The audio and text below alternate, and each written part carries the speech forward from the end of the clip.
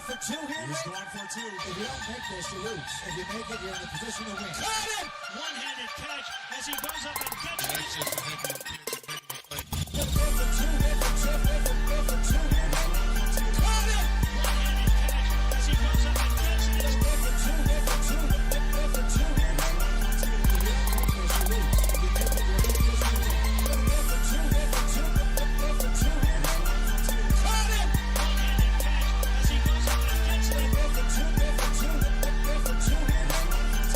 don't make this, you lose. If you make it, you're in a position to win. For two here, for two here. For two here. Got it! One-handed catch as he goes up and gets it. For two here, for two here. For two here. If you don't make this, you lose. If you make it, you're in a position to win. Gonna go for two here. He's going for two. If you don't make this, you lose. If you make it, you're in a position to win. Got it! One-handed catch as he goes up and gets it. That's just a heck of a play. Gonna go for two here, for two here, for two here. Got it! One-handed catch as he goes up and gets it. Gonna go for two here, for two here, for two here. If you don't make this, you lose. If you make it, you're in a position to win. Gonna go for two here, for two here, for two here. Got it! One-handed catch as he goes up and gets it. Gonna go for two here, for two here, for two here. If you don't make this, you lose. If you make it, you're in a position to win.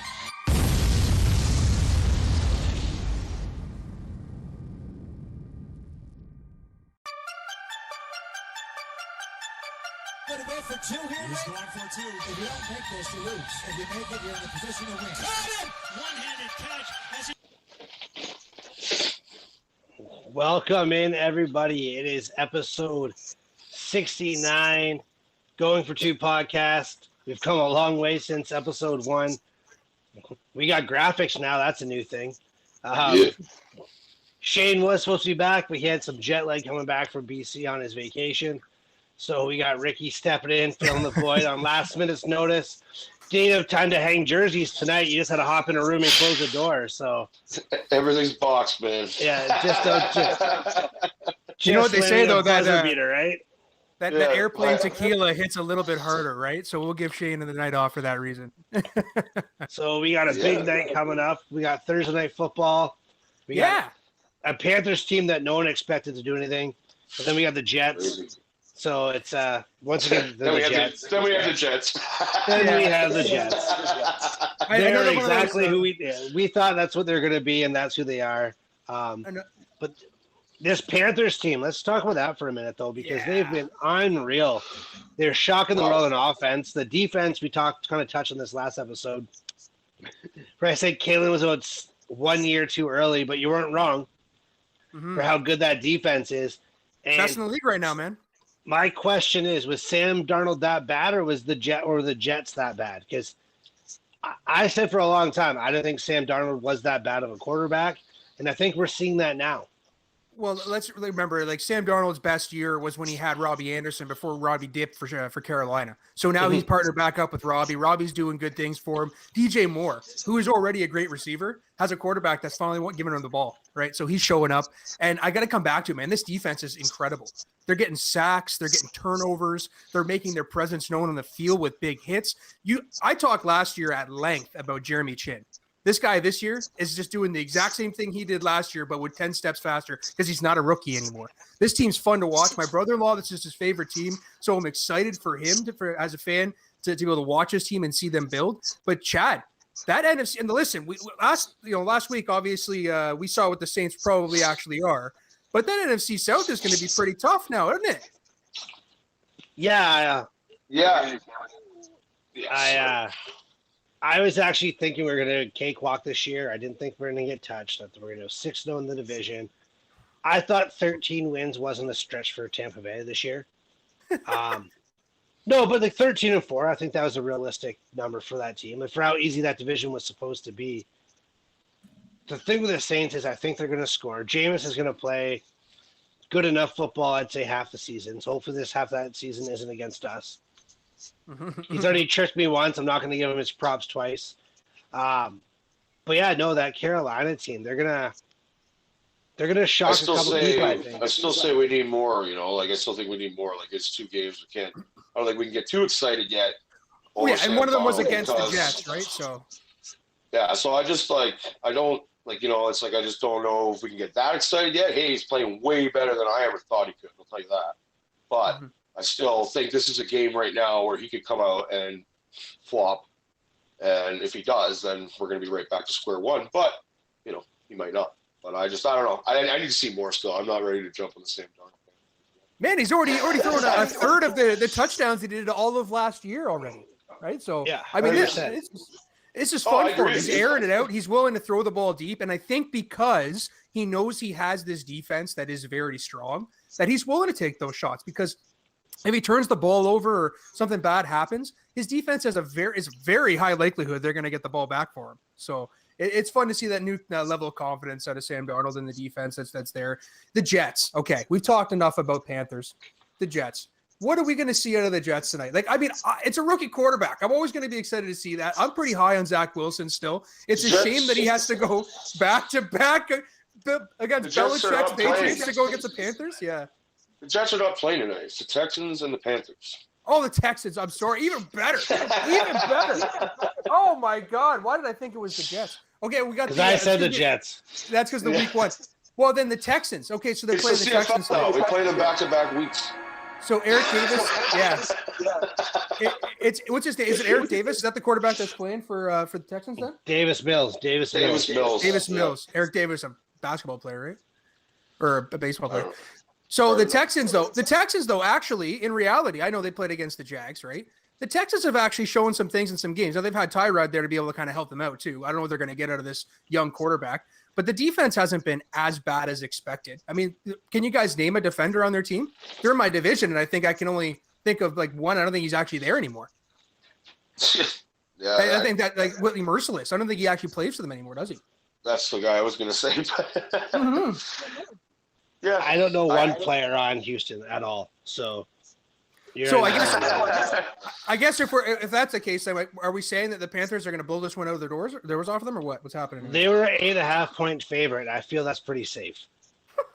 Did you coming into this year that they were going to be 8-point favorite any game? Yeah, I think it's too much, but I don't know. That's a lot of points to give them already, especially on the road. But they got Danny Amendola. That's who the Texans. He's hurt. Yeah, he's not playing. He's not even playing. So Brandon Cooks it is, baby. What a treat. Well, speaking of treats, and speaking of rookie quarterbacks and all that, having some fun, we got a rookie quarterback that's getting the start. We talked about that earlier in another show about Justin Fields and whether or not he was going to get to play. It sounds like he is getting the start. So what do you think, guys? Good or bad? Does Andy Dalton have another opportunity to play in Chicago again? Or injury? I think this is what the fan base wanted. I don't think this is what Matt Nagy wanted. I think that's the best way to describe it. Definitely not like this, I don't think. He wanted to do it the Patrick Mahomes and Alex Smith way, how it worked over there and how wonderful it was. And great transition. The locker room loved it. The fan base loved it. Unfortunately, Alex Smith won 12 football games. Andy Dalton was not going to win 12 football games. No. They were calling for Andy's head the second they drafted Justin Fields. I don't think they thought they were going to get Justin Fields. I think that was the realistic situation here. And that's kind of why the push has been on, the pressure has been on in Chicago to get him in there, because he was supposed to be a top 5 talent and a top 5 pick. Mm-hmm. So, yeah, of course they want him on the field. I just don't know if this is the right time to bring him on. That being said, though, I saw a chart last week, and Allen Robinson has not run a route more than 10 yards yet this year.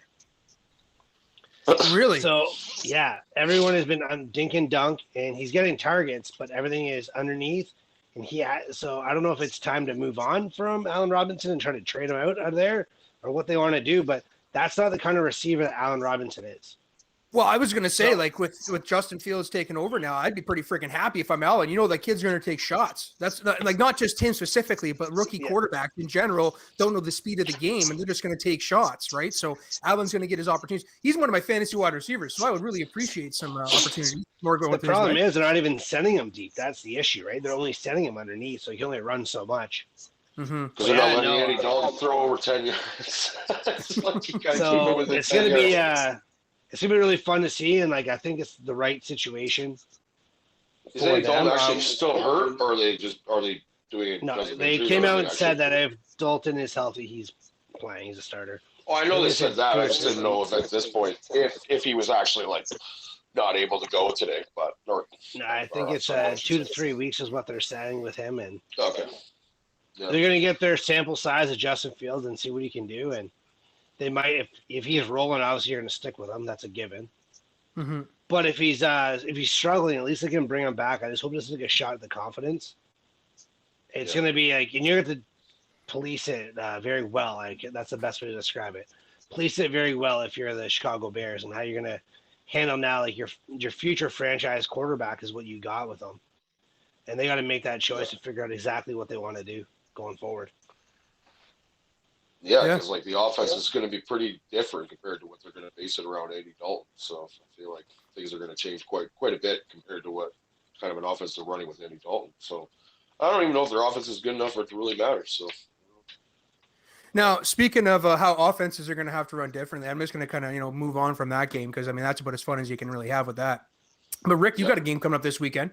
You got the Dolphins and you got the Raiders, right? So Tua's not playing. He rib cartilage damage. I think it's actually after day 2, they realized that it was worse than what they thought day 1. So I think that he's for sure not playing this week. May not be playing for a couple of more weeks anyway. So what are you looking forward to in this game? You worried about that Dolphins defense? You think they're going to be able to stop you taking the top off them? it's funny because as a Raiders fan, like when we win games, like we beat good teams quite often, but then when we play bad teams, we seem to play down to them. So I'm hoping that with the momentum we have right now, that we're not going to look past them just because they don't have their starter at quarterback. They still have a good defense, and Miami seems to always give us trouble in the past. Usually more when it's in Miami. But at this point in time, I just hope that the Raiders don't pull a classic Raiders and look past them and play down to them, because that's we've seen them do it so many times in the past. If they play like they've been playing, they should kill them. Yeah. I mean, I think they got over the hump there that last game, getting that win at home. I think they're going to have a lot of momentum coming back there again. And I think they're really going to bring it to Miami. Miami's not going to really have a chance, I think. I love that defense, but offensively, like, what are you going to bring? There's not much you can bring. And realistically, I mean, the Raiders have one of the highest pressure rates in the NFL. Like speaking of bringing it, they're bringing it. Like they are every single play. Max Crosby does not take a play off ever. Carl Nassib has been way better than advertised. A bunch of injuries too. It's like next man up mentality. It seems to be whoever they're throwing in there is getting pressure. But I want to see more out of Clelin Ferrell myself. Like I really like. I know the guy is not going to be. So he's not going to get scratched this weekend? Well, he can't. We can't even afford to scratch him. We got nobody else to fucking play, man. It's like everybody's hurt on the defensive line. Like it's like, yeah, it's your turn now, bud. You're allowed to play now. You know what's crazy? It's almost like karma, though, going back on the GM or the coach for healthy scratching him that game, that you had that many DNs that got hurt, right? You did actually happen to need him, surprisingly, right? Yeah, exactly. Now it looks bad on you. There's nothing worse than a coach was like, oh, you're benched for like 4 other guys, and then they all get hurt. It's like, oh, now I need you, man. Can you play? When you're one of our first overall draft pick, like first round draft pick is like I'm expecting to get more out of him. I'm hoping that maybe this opportunity for him to fill in motivates him a little bit to get the engine running, because if we can get him going on top of what we got going, like he doesn't even have to be the guy. He's just got to play good position and fill the holes and get in the backfield a little bit here and there. So I'm hoping with the emergence of Max Crosby, obviously he's been there before, but that that's going to open up something a little bit on the other side of the line for him. And so moving on from that one, I mean, we've got one of our old friends, Richard, who shares a name with a guy who's got an opportunity to make the Hall of Fame this year, guys. So let's start talking about some Hall of Fame potential inductees. You guys, anybody on top of mind that you think right away, you could think right now they deserve to be in? I know Shat does. Who do you feel needs to be in there right away? Rondé Barber. Stop it. Yeah. The only person who should be in the Hall of Fame right now is Rondé Barber. He's got hosed for too long. He's getting shafted. His numbers line up with fucking Ray Lewis's, except he didn't murder a guy. And he's not in there. That's why Ray's in there. It's out of fear. Yeah, it's an absolute fucking joke. It's a travesty Our whole defense from that Super Bowl is in. I was gonna say On how many every people level. from that defense are there? Yeah, exactly. Is John Simeon Lynch Rice in got in there? last year. He's the only one that's not. And Okay. Rondé, but he was only there for 2 years. So I can't Yeah. sit here and say that Simeon should be there because of Buck. John Lynch went in this year, and he said it's a shame that Rondé Barber's not in there before he was. Yeah. Well, hey, listen, I don't think John Lynch was a Hall of Fame football player. I think he's a Hall of Fame football guy. Like, he went and moved into broadcast and did a great job. He's doing a great job in the front office. But as a player, he was a good safety, but like he was a fucking liability if you put the deep ball on him. well, that's just I think talent or great recognizing great at the same time. You know, this guy certainly deserves to be in over me, and it's nice for him to say something like that. But guys, listen, I don't consider myself to be old, but there's certain times in my life when I read lists like what Shane sent us today about the notable inductee options. Guys, am I that old that all these guys are going to the Hall of Fame already? What the hell's going on? I feel like I'm playing Madden 07, man. You know, I'm like doing a fantasy draft right now, and I'm trying to like pick which guy I want, you know, and I'm looking more at the first time, you know, nominees right now, because obviously the guys that are still sitting there are sitting there for a reason. They're probably going to look at these first time nominees first before they go to those guys, unfortunately, like Rondé Barber. And out of that list of the new people, like looking at that, like who you really think out of that list deserves to be in there? Well, Neither like, of those oh, here. Johnson. Neither of those quarterbacks deserve to be in. Hey! You shut your mouth over there, Chadley. Kaylin, I knew this was starting. I'm going to say 5 names. No, don't cut me off here. Ryan Fitzpatrick, Kerry Collins, Kirk Cousins, Matt Hasselbeck, Jay Cutler, and Joe Flacco Oh, these all guys have more touchdowns than Steve McNair.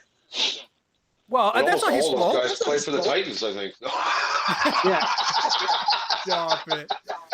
But that's not his Almost fault. did, I think. Kerry Flacco, I Collins think. played for the Titans. Yeah. Yeah, Ricky Kerry doesn't Collins. like to admit it, but there was a whole lot of handing off to Eddie George happening there, and he was doing a whole lot of work. Might have not just been 2-3 yards in a cloud of dust. I love Steve McNair. I think Steve McNair, you can't base just solely based on stats. You watch that guy play, that guy's a warrior. I don't think he practiced for like 7 years in a row. Like, it's like, you know, it's like, oh, he just shows up Ask on his game ex-wife day. how he's doing. Yeah. Well, yeah. That was, Yeah, she'll that was tell you how good unfortunate. of a man he was. Oh, Well, God. yeah, but either way, like, we can't separate from that. That's a very unfortunate situation. But when it comes down to it, Steve McNair, I would take over Donovan McNabb in a second. They both don't deserve to be in there.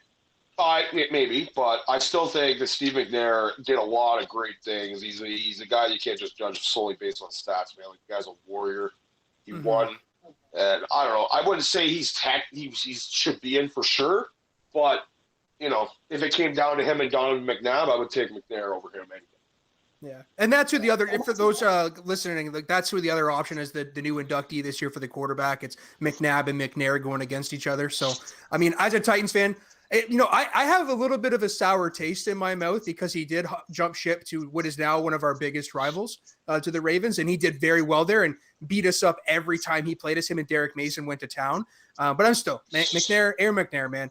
There was times that he willed our team to victory when we didn't deserve to win. There was more than a few occasions that happened. That guy wore a flak jacket to bed. I swear to God. I don't think I ever. It's funny.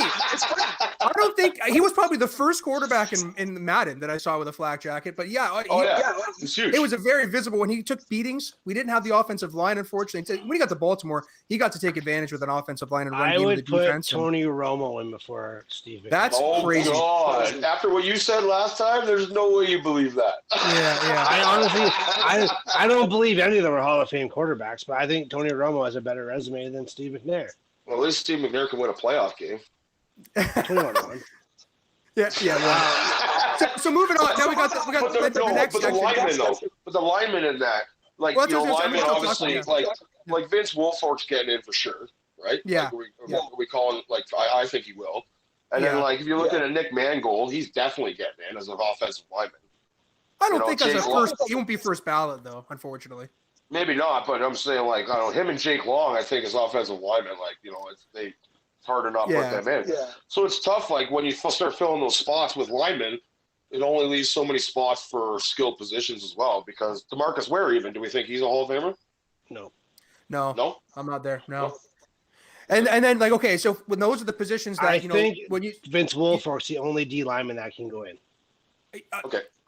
yeah, you know what? Because he played all positions on the line. He wasn't just a nose tackle. When he played for Billy's team, he was everywhere, right? Yeah. Now we know him as the nose tackle, but then even when he went to Houston, I got to see him line up at end with when JJ Watt was there lining up in different spots, and also when they had Clowney there, they moved all over the line. So that was interesting. And a big, like a 360-pound guy that moved around like he was 250. It was incredible, Oh, yeah, for right? sure.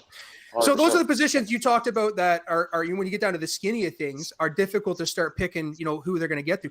Let's start looking at the running backs, guys, because these are the positions that the further we go into, like the years that go on and this league starts becoming this passing league, these names are going to be Alexander. We got Tiki Barber, Eddie George, Steven Jackson, Corey Dillon, Priest Holmes, Jamal Lewis, Fred Taylor, and Brian Westbrook. Now I'm going to start off right away and say that in the history of the NFL and just did work. So you were right away. You said you had 3 off the list that think you deserve to be there. So who's your 3? 2. Or 2, sorry. 2. I think I'm going to go back to your tight ends. I think Eddie George does deserve to be there. The way he played the game, the way he handled himself off the field as well, class act all over the place, and he was a 1,000-yard rusher every year as a career, I do believe. The other one, and this is like, I might get some slack for it, but I'm going to pull out the Terrell Davis rule. I think Priest Holmes. Ooh. Wow. I'm not a huge, like, Jamal Lewis had his one big year. Corey Dillon, I think, is just a longevity thing. I don't think he was ever up at the top. Yeah, I think a he's just a lot of tough longevity. years process. in Cincy, though. Yeah, I don't get that. Tiki Barber was only really at the tail end of his career. He left the game early. But I think Priest Holmes was a massive game changer for the Chiefs in that mid-2000 range for them. So, but I think his is going to be like that Terrell Davis for lack of like time because of injuries. But I think those 2 guys deserve to be in for the running backs. Like, I'm here to debate it with anybody, but I just feel like that's my 2 anyways. I'm going to let you guys take the floor, and I think those are the 2 guys because you can't put in 3 of them. You can't put in 4 of them. No. So at a high most 2, and those are the 2 guys for me that are at the top of the list. I think, like, you know, Priest Holmes, like he was great, but like you're going to be basing that pretty much off 3 years of him going to the Hall of Fame. Yeah. He only broke 1,000 yards 3 times. And also, again, had an incredible. I'm also going to take flack for saying this, unfortunately, but like he had a great line. that second and third year there. As soon as he left, Larry Johnson came in, pretty much did the same thing. Exact same thing. That's right. And did it for more years, I think, collectively. And it was like, you know, he's great. I remember, I think he had 27 touchdowns one year, like extremely, or like he was right. Him and Tomlinson at one point were just, you know, just running it, right? Yeah. But I don't know. I don't think there's enough there. I'm looking at the list and like, I don't know, like not a lot of guys in there I would really put in, to be honest with you. I don't like. Wow. I'd have to look at Jamal Lewis's stats to actually see, but I think Jamal Lewis had quite a few good years, and considering he did go over 2,000 yards, is something that has to be considered regardless. So I'll let you know his stats because like I was looking it up there actually too. He hit the 2,000 yards. I think it was his 3rd year in the league, and then after that he fell right off. He had about 1,000 yards. He had a few 1,000-yard seasons after that, so it's not really falling off. But he certainly was never like what he was like with Derrick Henry. Now I'm spoiled to be able to say that because most running backs hit 2,000 or close to 2,000 and certainly do fall off. But that is, I mean, he was never really the same after that. Who I would look at, you mentioned Eddie George. I'll be a homer there. I will take Eddie George in that one. The second guy in my division, man, Fred Taylor. That guy put up every year. When he was in Jacksonville, time will put up 1,000-yard years. He probably had a few or 2 or 3 years where he didn't put up 1,000 yards, but he was damn near close. And those are years when our division was built to stop the run because that's what everybody did. And he still ran well. So it was MJD got there, and he was able to kind of to spell him a little bit. But yeah, Fred Taylor, Eddie George, I think certainly are deserving of being called into the Hall of Fame this year. You guys want to look at the wide receiver list because that's for. Can I cut you off really fast? It's Yeah, not going to take long. I just want to tell you. So I was kind of looking at different running back stuff. We were talking about at work today after this list got put out. So we're like going through the list. Mm-hmm. Do you want to hear the most ridiculous stat I actually saw today? And it's not about one guy in general. In 2007, 23 guys ran for 1,000 yards. Jeez, what is it? Oh recently? shit! You know what any recently numbers are? 2007. And that's just what I mean. Like talking about Atlanta had 2 of them. They had Warwick Dunn and Michael Vick. Oh, Michael Vick. Okay. Oh wow. But yeah, Warwick Dunn and Michael Vick were both better. But there's 23 guys that ran for 1,000 yards. I don't And know when that's ever happened. Like, that was insane. A couple But guys, that's like what a couple years ago, it was like 15, 16. But in 2007, there's 23 guys. So, but that's what I mean, though, in the sense that me and Ricky are sitting here talking about did he break 1,000 and calling that a significant year, because we are very used to the last 5 years NFL. Breaking 1,000 yards is pretty significant in this NFL now. Back then, it seemed everybody was hitting it, right? And as you mentioned, I mean, it's kind of funny that a quarterback hit 1,000 and we had 2-on-1 team kind of thing. But I'm sure that even the years before that, they probably were getting pretty close to that 20 number anyway. And now I bet you probably have maybe 9 or 10 that probably break 1,000. You probably have 4 running backs collectively that will do it, but the ball was being ran so much more back then. Like I think Denver had like a stretch of like 5 running backs in a row to go over 1,000. Guys like Quentin Griffin, and like what was that other guy? The other tiny guy they had there for a while as well. But like I think there was like 5 guys over that period. It was like half of them you never heard of them ever again. Yeah. And it was like like if you had a good enough running system back then, there was a lot of guys going for 1,000 yards. It was kind of skewed, I think, at that point. So. Like you said, now with all the passing, if a guy's going over 1,000 yards, especially with how much they're sharing carries these days, it has a little bit more significance, I think.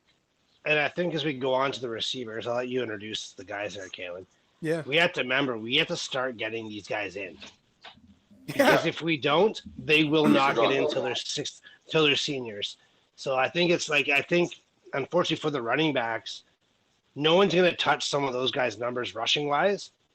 So it's going to be easier to get them in down the road, which isn't fair to them. I will be the first to say that. But if we don't start getting some of these receivers in, what's going to happen to them? They're going to be obsolete. They're never going to get in. Forgotten. Yeah. Which is crazy, because here's the list, guys. So we've got Anquan Bolden, Devin Hester, who we well know him as a punt returner. He had a few flashes in the pan there as a wide receiver, but mainly just a streaker. Andre Johnson, Steve Smith, Troy Brown. I can't even believe I have to say Torrey Holt isn't in the Hall of Fame yet. The guy was part of the greatest show on turf. It's incredible. Chad Johnson. Right? So yeah, it's right? It's like you got to put them in together, I think. Chad Johnson, Heinz Ward, which you guys know that I don't believe that Heinz Ward is a first ballot, and I think he deserves to wait a little bit. Shane's going to hate me hearing that, but I've said it to him before. He's the first ballot Hall of Famer. Reggie Wayne and Wes Welker. So same game, guys. We'll go around the table here. You got to pick 2 or 3 from the list. Let's make it hard and just say 2. So go ahead, Chad. All right, I'm going to go 2 with an asterisk then. No, but hear me out. My asterisk is Devin Hester. Okay. It's not fair for him to be penalized for that he has to go in as a receiver. Mm-hmm. This is the greatest return man that's ever touched a football field on any level. Not just pro football, at any level. They had to strategize how you were going to kick a ball to somebody. Being a Hall of Famer, maybe it's just not stats. He actually changed games. Yep. When you have to plan kicking a ball off and punting a ball, like teams were taking penalties instead of kicking off to him and start a game. Or if the game's on the line, they would just kick the ball out of bounds and like, well, Rex Grossman ain't no throw, and us we'll just give him the ball at the 40. Yep. He has every right to be in the Hall of Fame. He is a first ballot Hall of Famer, and if he doesn't, the NFL need to go reevaluate what a Hall of Famer is. And it wasn't like he only had 1 or 2. He did it his whole career. Mm-hmm. Yep. So I think it's an absolute shame, and the NFL should be ashamed of themselves if they don't put him in. But not as a receiver. He should go in as a specialist. Yeah. So that's my special team. aspect. Yeah. Like I'm looking at it now. 11 years, he had 20 touchdowns returned. Yeah, and his best year, he returned one in the Super Bowl. I mean, I know he didn't win the game, guys, and I know that crazy. Yeah, I know nostalgia isn't get you votes for the Hall of Fame, but the year that you were the best at it, the year that everybody game planned to stop you, you still returned it in the biggest game in the entire season. Opening kickoff. That's right. So I think that for some reason, nostalgia might just have to give you a little bit of a push over the edge there. But who's the other two? There, Chad? I know you guys are both going to say Torrey Holt, so I'm going to skip over. I'm going to talk about 2 other people. Because you're right, Torrey Holt deserves to be in there. Reggie Wayne has every right to be in there. 100%. I know, Kalen, that probably hurts you a little bit, but we can't take away what Reggie Wayne did on the football field. He's the only Colt I think I've ever liked. Okay. And so I don't even need to go that road. What he did with Peyton Manning and Marvin Harrison, like that offense was something special. Similar to the Torrey Hall, Isaac Bruce, Kurt Warner situation. You know what I mean? It's a shame that those guys aren't in. So I think Reggie Wayne's up there. And now my other one is like, they're so like, dude, all these guys are fucking Hall of Famers. I'm going to go with Heinz Ward because Shane's not here. So someone has to bang the table for him. Don't do it. I'm doing it. But Kayla, we've had this talk on more than one occasion. You know, I think Heinz Ward's going to the Hall of Fame. I think he's a first. When he retired, he's in the top 5 in receptions, top 5 in receiving yards, top 10 in touchdowns, and he also played football. He was a football player, not just a guy that was caught footballs and was a diva. He has every right to be in the Hall of Fame. They made a fucking rule about him because he blocked too hard. Yeah. So, to me, Heinz Ward, Reggie Wayne, obviously Devin Hester, we talked about that. Anybody on this list should go in. I just don't want to take all the guys that you guys are going to say. I try to go the other route, so we'll see. I like it. Go Yeah, ahead, Rick. like I'm looking at it and like, you know, I think Heinz Ward's a hell of a football player. So I don't know if, in my mind, I don't know if he's really up there, but you know, if you're looking at the stats, like Anquan Bolden and Heinz Ward are like very similar when it comes to 1,000-yard seasons, touchdowns, and playing the game hard. And if you ask me in their prime who I'd rather have, if I'd rather have Anquan Bolden or Heinz Ward, I'd probably take Anquan Bolden. Yeah. Just for playmaking ability. Maybe What I he know did in Heinz Ward Arizona. Listen, I he's know the only he's a person that great brought blocker. tickets there. I know he's a great blocker, Heinz Ward. Don't get me wrong, he's a great player. I'm just saying, if I had to choose a receiver at that time, I think, you know, I would have to take Bolden at that point. And, you know, he was good even before, you know, the Fitzgerald, like, days even started. And then they were, you know, we remember what they did. Like, God, they were amazing together, those two. And even after, you know, he left and went to Baltimore at the end, he was still serviceable. So I don't I don't know if he actually belongs there for sure, but I would be putting him right up there, I think. And obviously Andre Johnson, like that's obviously good. So Yeah. you know, and Reggie Wayne, I agree with you totally. He was another guy I had on my list because like I feel like when we were watching that growing up, that like we just thought, you know, it was like the Peyton and Marvin Harrison show at one point, and no one really respected Reggie Wayne for a lot of years. It took a while for us to be like, wow, this guy isn't just the other guy on the other side of the field. Like, he is like really, really special. And I think we saw him develop over the years where they were such different receivers between him and Marvin Harrison, and they worked so good together. But God, he's got to have one of the best set of hands I've ever seen. Like, I don't know if I've ever even seen Reggie Wayne drop a ball. Like, That's you know what I honestly mean? why Like- I really like Reggie Wayne. He's the only Colt ever liked because he was the best route runner I think I've ever seen, and he never dropped a pass ever. And no matter how hard he hit him, no matter how injured he was the hardest playing player on the field any given play. It was incredible. Yeah, so I would totally agree with the Reggie Wayne thing. Like, if a guy like Isaac Bruce is in, then I think a guy like Reggie Wayne has to be. I kind of put them in that same type of category, I think. So Yeah. Well, okay. So for me, I'm taking. I'm going. We already mentioned Torrey Holt. I think it's disgusting. He's not in. It's ridiculous that we have to wait this long for this guy to get in there when you have Isaac Bruce in there. But my second item I'm going to take, and I mentioned about why I liked Reggie Wayne was because he beat us up. He was always a hard-nosed player. He was the hardest playing player on every play. I got another player just like that, Andre Johnson. I think he's my number 2 there. I got to see him many, many years playing against the Titans. I got to see him take over games, take over entire divisions, and put the team on his back. Matt Schaub was not a good quarterback. Even in his heyday, Matt Schaub wasn't a good quarterback. He was very, very lucky to have Roddy White and who was the other one there at the time before he left Atlanta when he had his flash in the pan there before he went to Houston. Brian and then Finneran. No, it was Roddy White. Was Julio there? I think he had Julio for 1 year, maybe actually, or maybe not. Remember they got Peerless Price? Remember that? Oh yeah. What an aired out game. But anyway, when he got Schaub and made Schaub into a quarterback that we obviously when he proved what he was down the tail end of his career there. But Andre was a blocker, and he also beat the hell out of one of my favorite players as a Titan, and that was Cortland Finnegan. One of the only guys I've seen. The fuck out of him.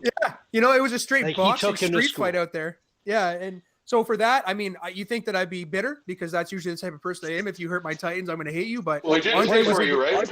He did play for me for about 3 weeks before he retired. I actually think he got the game-winning touchdown and then retired the following week or something like that. So, yeah, that was a shame. And I think he played for the Colts too. I mean, he just took his tour around the division. He just didn't want to see the Jags. And I don't think he was ever flashy either. Like, you watch that guy, it was just hard-nosed, like, great route runner, just get in the dirty spots. Like, never hear anything bad from him. You never hear any, like, diva-ness from him at all. Like, the guy just fucking went to work every single day. And, just wasn't flashy about it. And, for sure, like, that guy, like, I remember, like, growing up, it was like, everybody always talked about T.O. and Randy Moss and stuff like that. And it was like, he kind of just always, like, not flew under the radar, but, he was just so good and so consistent. You never heard anything from him. It was like everybody just kind of forgot in a sense. And the guy just went about it and did it for so many years in a row. So definitely him. I know Chad Johnson, Hall of Fame, question mark.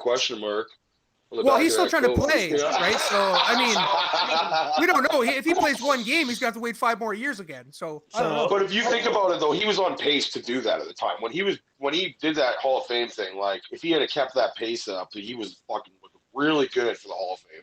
And then I think want to talk about running routes. Running routes. You said Reggie Wayne.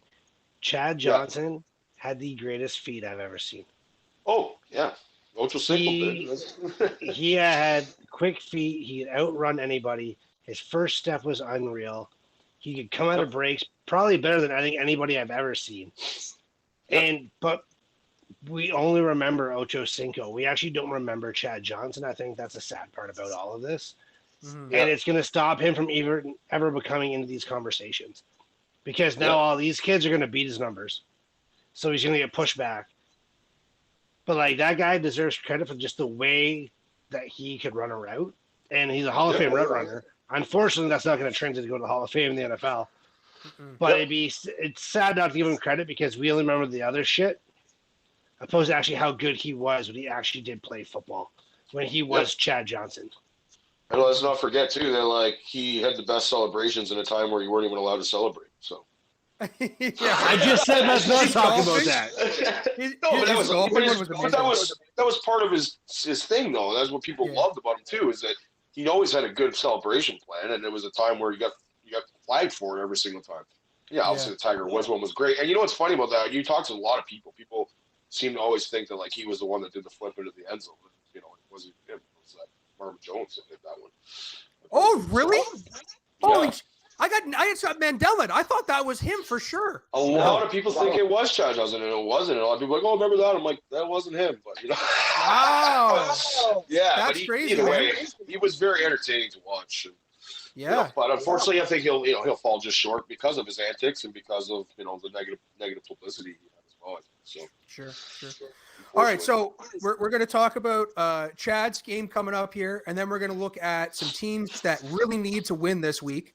We're going to talk about our Super Boost guys. We're going to quickly talk about the Titans matchup, and then we're going to preview one more time the Thursday night matchup tonight, guys. So we got 14 minutes. You better make this shit quick. We ramble. We're going rapid fire. So we're gonna make it happen. So Chad, the expectations are high. This is gonna be a great game. I think that you're probably feeling walking into this game a lot like I was feeling walking into the Seattle game. This is certainly a game you could probably lose. So what are your thoughts? What are you looking at this game? What are you worried about? I'm worried about if we can stop the St. Louis pass offense. St. Louis? Who the hell are they? Yeah, you know what I'm talking about. The greatest show on turf. That's what they remind me of. We had a hard time with Dallas. They threw the ball all over us. Dak did his thing. This isn't a shot at Dak, but Matt Stafford's a better quarterback than Dak Prescott. Everybody is mad if you compare people for some reason these days. Oh, yeah. Matt Stafford's really fucking good at football, and he has the weapons now. And I think that's what worries me the most. Like, I think we can score. Jalen Ramsey's going to take away Mike Evans. Cool. We have Antonio Brown. We have Gronk. We have Brett. We have Godwin. We have weapons fucking everywhere. I'm not worried about our offense. I think our offensive line can slow down Aaron Donald. I don't think you stop Aaron Donald. I think you can slow down Aaron Donald. But if we get in a shootout, yeah, I do think we have a chance to win. I think that's actually our only chance of winning. If we don't get rolling right away on offense, I think we're going to be going for a long night. Because that offense can just do whatever they want to people. And our defense is, I don't think, is up for it right now. And I'm okay taking a loss right now. I don't want to take a loss in January. Well, I mean, it's going like, to let's get good tape out of it. You know what I mean? Like, let's lose a game and get tape out of it. That's all I care about. Sure. But it's going to have to come down to Stafford's. It's going to fall on his shoulders to win that game because I think they're in their third string running back now, right? Maybe even their fourth actually there. So I know he's no slouch. Sony Michel is no slouch, but still, we'll see if that. I think it's going to have to come down to Stafford airing it out. Aaron Donald playing well, the defense, but you're not going to pass on them. I know it's tough to say with Tom Brady being there and those 3 wide receivers. Actually, 2 wide receivers. I think you're down one of them, right? Antonio Brown's on the vid list this weekend, I think, right? Nah, he's good. There's only close contact. He just has 2 negative tests. I thought he tested positive. Okay. Well, yeah, those 2 wide receivers. Close contact, so we're good. And AB, of course, is making me eat my words every week now, just going deep. I didn't think he could go deep anymore. All of a sudden, he is still, right? So, and Josh, make sure to let me know every time the kid's having a good game. I shouldn't call him a kid anymore, but every time the guy's having a good game, Josh lets me know, of course, right? So. But I think that's going to be a fun game. It's definitely going to be my one to watch this weekend. It's going to be on one of my TVs, and that doesn't happen often. I don't really like watching the Bucks play because they're usually going to win anyway. So, all right. So moving on to the next game there, next set of games there, guys. Is there anybody this weekend that you think top of mind that has to win? Like this is, I know we're only talking week 2, but there could be something that could be pretty significant. It could really derail a team if they lose here week 3 or go down 0-3 potentially. So who has to win, guys? I'm choosing isn't 1-1. I'm actually choosing the Panthers. I think they have to win this game. For the simple fact, number 1, it's a confidence builder for Sam Darnold. Go let up your old team. That's good for that. You know you're going to play shot for shot with Tampa Bay. It's your only way of competing in that division. You have a non-division game that's a very easy game on paper. These are the games that you cannot lose. You cannot slip. Because if Tampa loses tonight, think about it, or this weekend, sorry, we're 2-1. Now they're 3-0. You have a game in hand. So as much as it's not a divisional game, not a conference game, it doesn't matter. You still have to win those games. And I think for a team like the Panthers, like you have to separate yourselves any chance you get. Yeah. So I think people don't realize how actually important this is for a game, given to the fact of what Tampa's walking into this weekend. So it's a trap game? A week 3 trap game? No, I just think it's a game they got to win, right? You can pull ahead. It's a free win almost. Yeah. Yeah. Who you got, Rick? Anybody? I think Minnesota's got to win this week. A couple big heartbreaks, and like we've talked about before, they got a good team. There's no way that team should be 0-2 right now.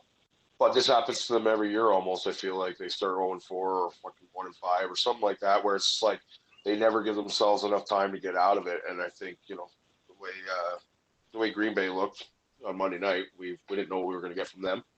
Yeah. But they came out firing, and Minnesota definitely has to win this. The other 0-2 teams, I really don't think it matters because I think they all suck. So I don't really think there's a lot there that the Jets are not going to salvage anything, and like Jacksonville, Indy maybe, but I don't believe it at all. Yeah, there's no way Indy's not with 2 broken ankles. No way that's happening. Now I know you don't like. You said they're bad teams, but I really do think that the 0-2, either the Giants or the Falcons, those are 2 teams. I've never been high on the Falcons. You guys know that I like the Giants. If the Giants lose this game, they are who you guys thought they were, and I'm an idiot. But I still think that they have an opportunity to beat this team, and this is a team that they can actually pick some confidence up by beating badly. Because I don't think Atlanta's good at all. I think Atlanta's really going to get embarrassed in this game from top to bottom. I think Daniel Jones, they squeaked out a loss last week. It was on Daniel. He was the leading rusher, right, in that game. So I mean, he's playing well. His wide receivers. I mean, it's odd. It's unfortunate for him that they don't all 3 want to play in the same game all the time. It seems to be only one wants to show up every game. But that's a game I think that the Giants have to win that game, and if they don't, they're staring down another bad draft pick, and that's unfortunate for that team. So, all right. So, Chad, you want to talk about? Oh, sorry, what were you gonna say? Oh, I'm just saying I agree with you there, but I don't think it matters for the Giants. Like they're So dog shit. Daniel Jones, dog shit. Danny no Oh, dimes. and Mini has to win it. They're at home. If they lose this one at home, guys, we could see a That's what I lot said. of. Zimmer's never ever going to be on the hot seat. I feel if he's almost like always safe. But I mean, the fans I are don't going to be understand that at incredibly all. pissed. I don't get it either, but they're Yeah, going to be really I don't upset get if they lose that game. So, Chad, do you want to talk about the Super Boost we got for this week? Yeah, I don't actually know what the odds are on it yet. I don't know if they've been released, but we do have some. We got to win some. They're usually around the 550 mark, 500 mark. So it's a good time to make some money, and we're pretty good on them. I think we've won a couple of these bad boys now, and so yeah, we're taking the Seahawks, the Packers on the money line, both of them, and then we're taking the Falcons to cover. That's 7.5. For all the reasons Kalen said, we're going to go with them. I Well, think this you is should the look whole at the point I bet did it. before you made that pick. No, this is the whole reason I did it, guys. Don't you know that every time I hype some team up or some person up, they end up, either being really, really terrible, or if I go and say AJ Green's going to be really good, he does nothing. So don't worry, right?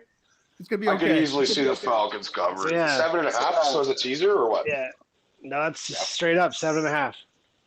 Oh, So okay. don't forget though, that's on Cool Bet Canada, the only gambling site good enough for the boys that go in for two. Mhm. They treat us great, so we treat them great. They like to give us money because they keep giving us these super boosts. And we're all about it. We keep winning, so make sure you get your bets in this weekend, guys.